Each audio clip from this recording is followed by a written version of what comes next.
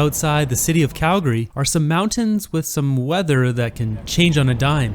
I would head out with my brother and his kids on a bit of a unique journey. I think it's going to be pretty cool. We'd split into two groups, one following the red line, following the shoreline to the Point Backcountry campground, the other one taking the blue line in a canoe to the campsite. Yeah. Go ahead. I just had to get a shot of this thing packed full of wood. But can I do it my kind of way? Depends. How did I get down here? We're gonna beat you. Yeah, I think we are. Super windy out here.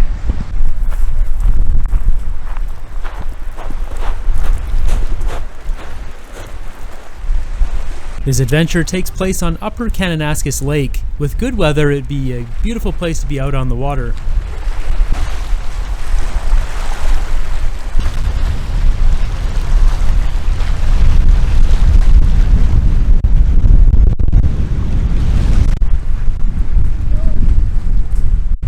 Out here for another adventure here today with my brother and his kids. Got a bit of rain now, a little bit of misty, some dramatic clouds. And also I dropped this camera. This bracket here broke completely off and dropped my camera on the ground. Luckily my camera is not damaged, so it's all good. Dad, I think they're best off. It takes a lot of wind speed to make my microphone unusable, but we achieved that this day. When we arrived, the water was a little bit choppy, but there was a few boats out there. We decided to split up and I'd head on foot to go grab one of the best campsites I could find.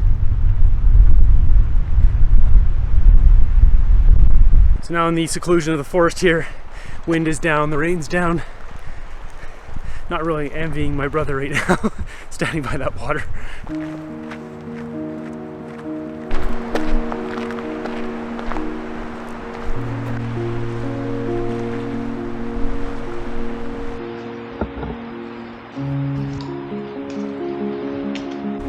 So here's our fork in the road. We're going to the Point campground down there.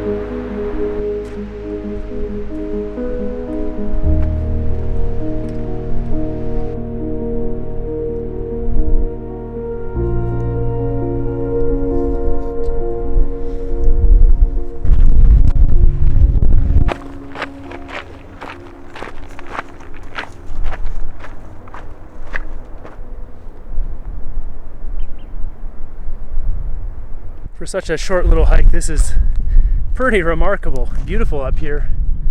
There was a little trail that went up here somewhere. Doesn't really look like you can get to the top, but who knows.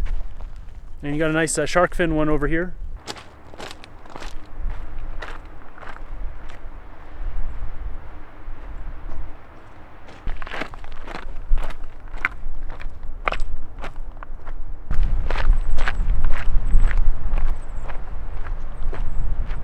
Found me some juniper berries, I believe. Lots of them. These take a couple years to grow, and they smell. Smush it a bit here. Ooh, it smells like you would expect, like a forest.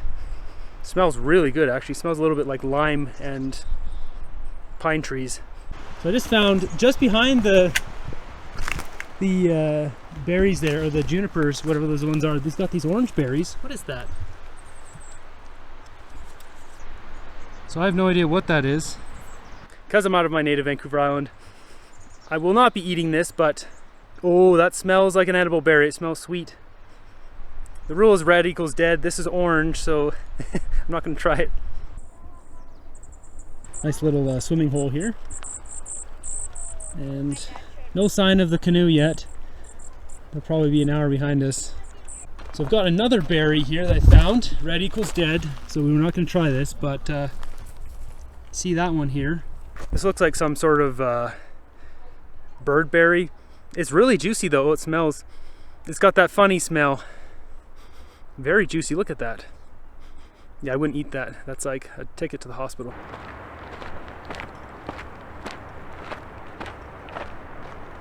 All right, so we made it to Point Campground. We're gonna go find, apparently 2 and 3 are kind of the best ones. We'll see if they're open. So we've claimed these 2 spots, pretty much the best ones. So I've switched to this style of using all these little bags to organize stuff, and it just makes it so much easier. I know ones like the blue one's my breakfast one, the orange one's snacks and lunch, and you know, etc., etc. Alrighty, so I got my tent set up here. I'm not going to claim this is the nicest tent setup job here. It's my first time using this Dan Durston X-Mid 1-person tent, and the ground is rocky, so it's hard to find spots to put the pegs in.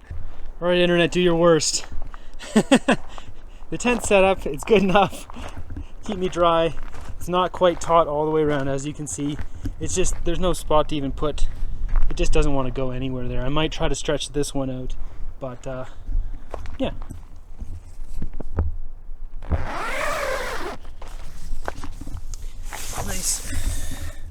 Nice cozy bed in here. I've got my Big Agnes sleeping bag, the ultralight one I got, and then I'm actually using my jacket plus Trekology pillow to create a nice big pillow there. So big vestibules. Very cool tent. It just has a very specific way of setting it up. You got to do like a 90 degree, and then yeah, but I love to try this on nice soft ground out in the woods. I've set this up in my yard multiple times in the grass, and it went up super easily, perfect every time.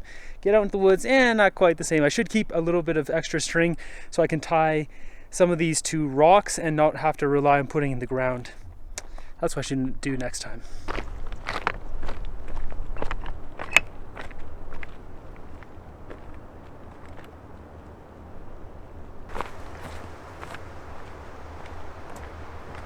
Just checking out the different campsites. They're all basically the same tent pad, but some are close to the water. So we've got 19 down there, looks pretty nice, and 20 here, which I was taken.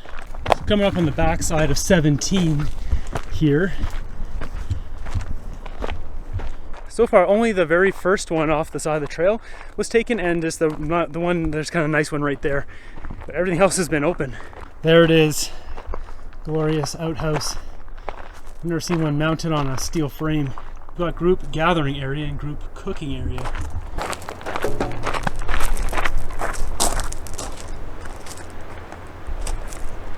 Pretty nice. Here's the group cooking area. And there's bear boxes. So we've got another outhouse here. And then we have this unfortunate tent pad over right next to the outhouse. So we've got another group cooking area right next to where put the bags down. Ooh! Wow. That's a nice place to eat dinner. So it's been at least 2 hours and still haven't seen my brother yet. A little worried here. Yeah, and I'm just kind of just me, and I'm hanging out with one of his partner's kids. So it's just the 2 of us here, and he's out looking too. So yeah, hopefully they show up soon.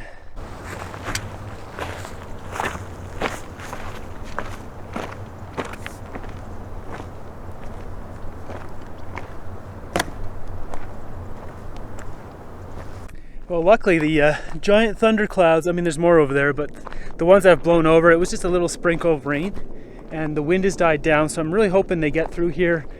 So my brother and my 2 little nephews, so you know, they don't really want, I think they want that treacherous of a canoeing experience here, so I'm just trying to see here. I finally made it out to the open water here, but yeah, no sign of them.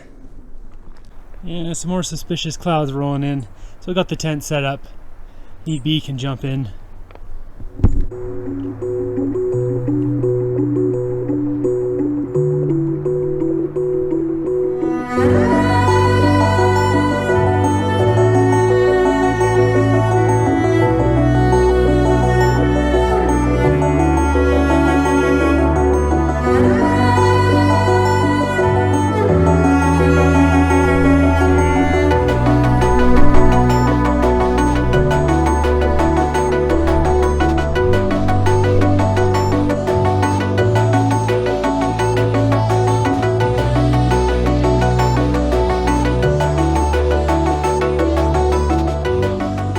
been 3 hours now since we departed the beach, so getting a little worried here where they're all at.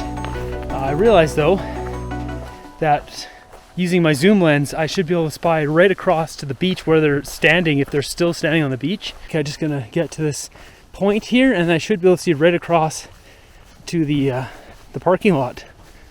You can just, yeah, right there, straight across where there's no trees. That's where the parking lot is, on the right side, tucked in the right side of the trees there.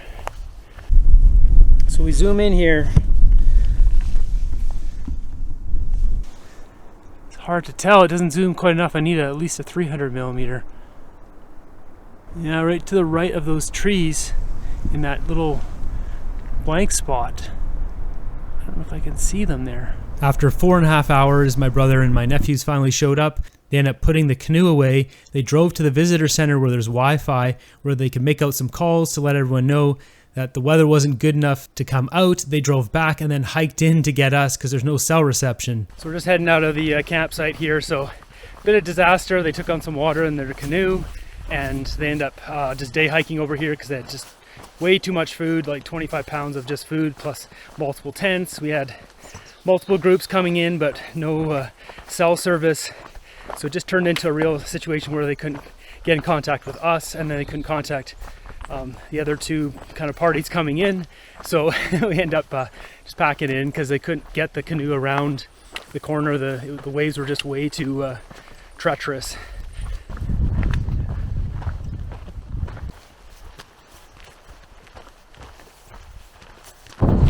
So things are not much better back here.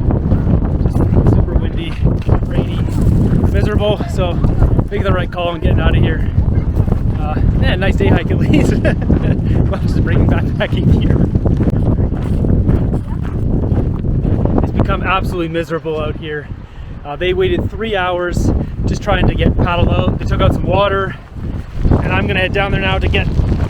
We're all out of water. We need something to drink. Whoa. Probably for the best we're not sleeping out here. Oh, it's so cold and wet, so windy, just miserable.